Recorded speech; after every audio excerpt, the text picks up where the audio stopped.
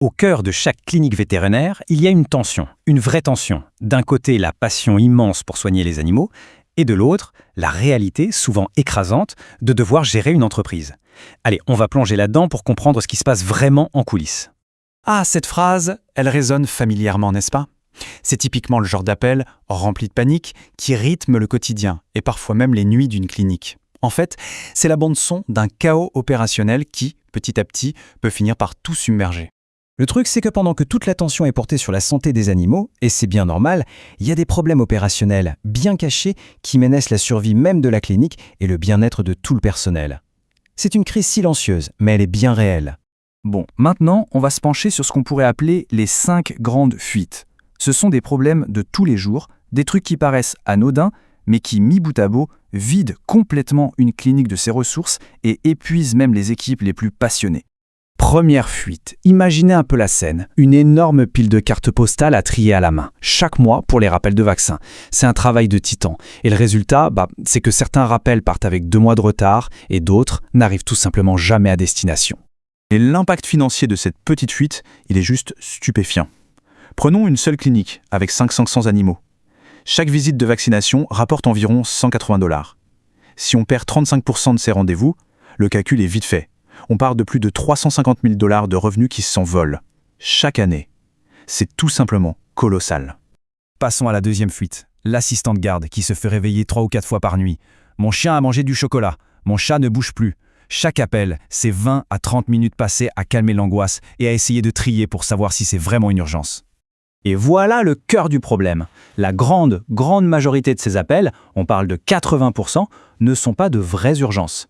Ça pourrait très bien attendre le lendemain matin. Mais cette gestion constante du stress, nuit après nuit, ça mène tout droit à l'épuisement professionnel. Troisième fuite, un grand classique. Un animal se fait opérer, les propriétaires repartent avec une feuille d'instruction très claire.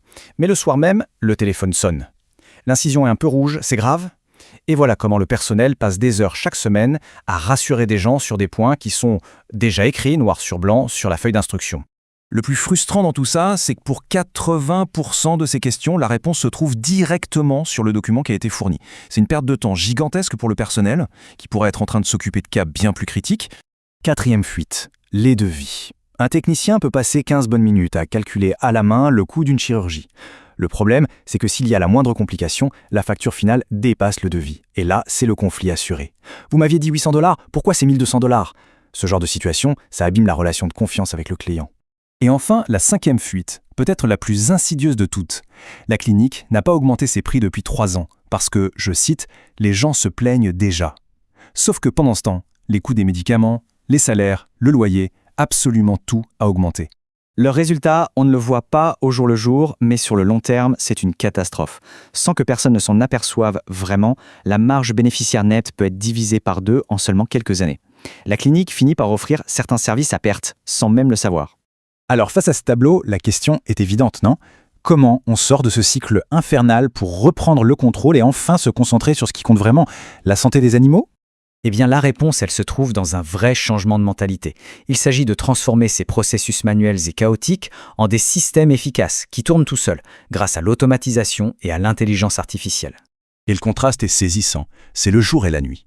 D'un côté, on a l'épuisement, la perte d'argent, les frictions avec les clients, et cette impression de passer son temps à éteindre des incendies. De l'autre, des équipes qui ont les moyens d'agir, des revenus sécurisés et une relation de confiance solide avec la clientèle. C'est un choix stratégique. Et attention, ce n'est pas de la science-fiction.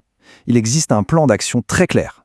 Pour chaque fuite qu'on a identifiée, il y a un outil spécifique pour la colmater. Des rappels automatiques, un chatbot IA pour le triage, des suivis post-opératoires automatisés, des générateurs de devis numériques et des tableaux de bord financiers pour piloter l'activité. Alors, c'est ça l'avenir des soins vétérinaires ? Il y a une chose très importante à comprendre. Cette évolution technologique, son but n'est pas de remplacer l'humain. C'est tout le contraire. Elle est là pour renforcer l'élément humain, pour le rendre plus efficace. L'objectif final, il est très clair. Il s'agit de libérer les équipes pour qu'elles puissent faire ce qu'elles font de mieux, de prendre des décisions éclairées grâce à des données concrètes et surtout de recentrer toute l'énergie de la clinique sur sa mission première, la santé des animaux. Bien sûr, mettre en place de tels systèmes, ça ne s'improvise pas. C'est un vrai domaine d'expertise. C'est là qu'interviennent des agences spécialisées comme les communicateurs, dont le métier est justement d'aider les entreprises à réussir cette transformation digitale. Tout ça nous amène à une question fondamentale, une question qui est au cœur du problème. Est-ce la clinique qui dirige le personnel ou est-ce que c'est le personnel qui est dirigé par le chaos du quotidien ? Reprendre le contrôle des opérations, ce n'est pas juste une question d'efficacité, c'est faire le choix de diriger sa clinique de manière proactive plutôt que de se laisser diriger par le chaos.